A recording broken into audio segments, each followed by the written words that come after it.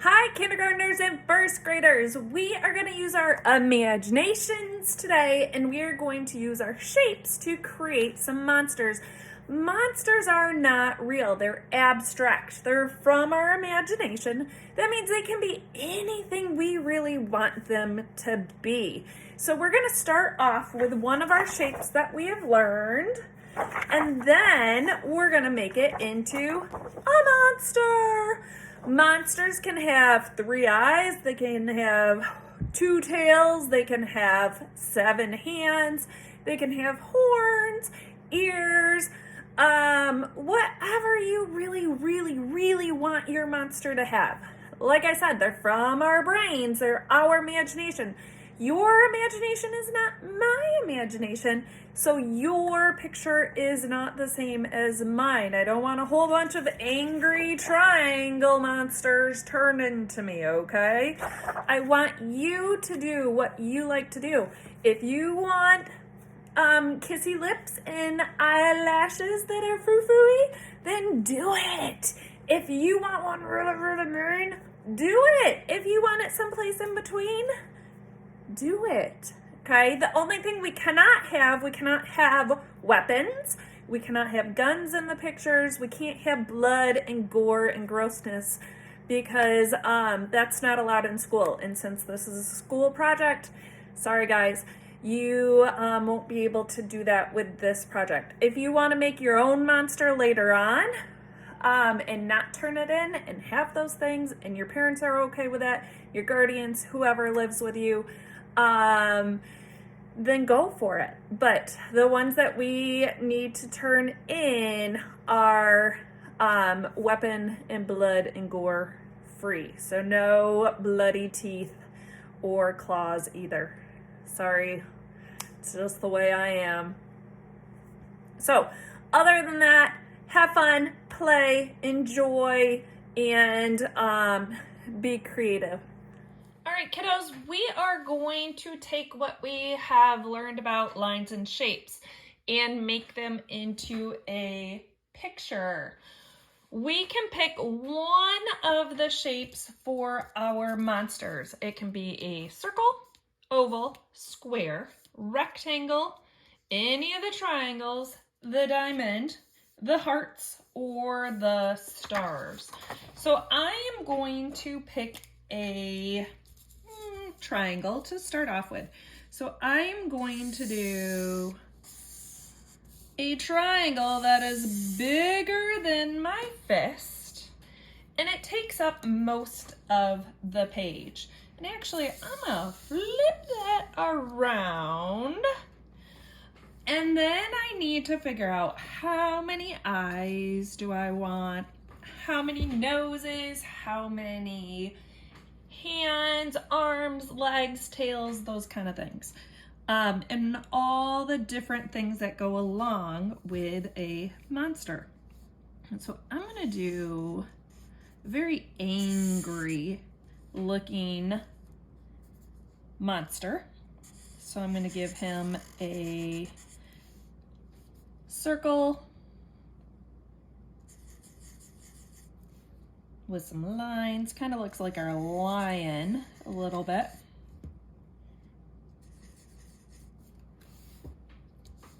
Okay. Then I'm gonna do a almost closed oval for his nose. And maybe I'm gonna give him a mouth that looks like this. Okay, then the next thing we could do, we can either add a body to this original shape, or we can add arms and legs to this original monster. So I'm gonna add some things on the outside of this guy. Maybe I'm gonna go like this and give him ears. And I'm gonna give him maybe some horns up here.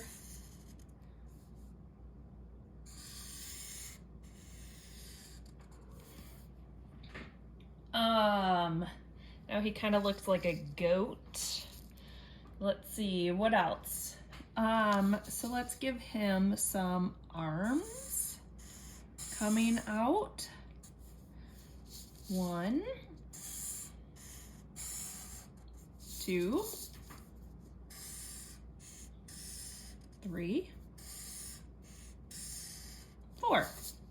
Then I'm gonna give him some ovals for hands and give him some claws. Oval, claws, oval. And these claws are gonna go off the page. That's okay. I actually love when things go off the page. I want you to make them as big as possible, so they're gonna have to go off the page. Okay, so then next, I'm gonna give him legs. Maybe his legs come out of his point like that. Maybe that's why he's so grumpy, because he falls over all the time. Looks like that. And maybe I'm gonna give him some feet that come up off the page a little bit. There's my monster. Maybe I'll give him a poof of hair up here with a zigzag line. And I also need to give him a horizon line. A horizon line is where the ground and the sky come together. They crash together. And that just gives our monster some place to hang out. So I'm going to put a piece of paper along the edge here. It's called a straight edge. And I'm going to make a line. And when I hit my monster, I need to stop, because we can't see through our monster to the ground or the sky. So just by putting that little line right there, we now have grass or ground down here, and we have sky up here. So up here I could put a sunshine behind him and maybe some clouds with a bumpy line.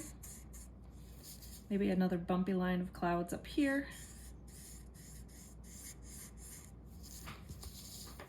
And then down here I could put flowers or tree, whatever, to give my monster something to somebody to hang out with, or a place to hang out or do anything.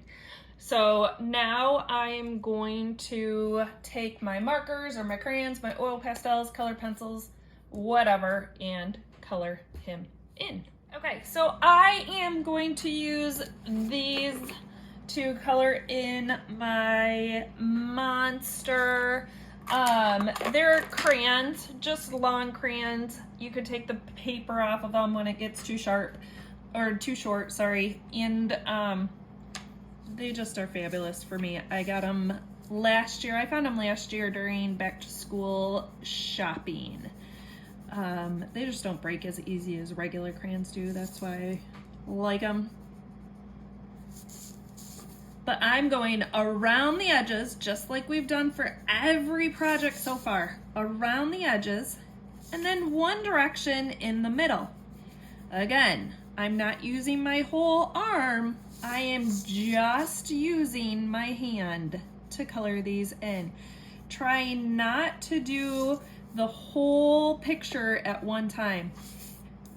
Even in the sky and the grass, I don't want that whole picture colored in like this, because that's when we get out of the lines and I would end up coloring his eyeballs the same color as I would color his fur. And I don't want to do that. I want his eyes to be white or red or yellow. I don't want them purple like his fur. Okay, and after I go around all the edges, then I will color in the big white space one direction. So I'm going to color it this way. And even in this spot right there where it's easy to go this way, I still want to go the same direction I started with, and I want to make sure all those white spots, all those underwear are covered because they go under where the crayons are, not on top, not in between. They should be hidden because it's embarrassing to have our white spots, our unders, showing.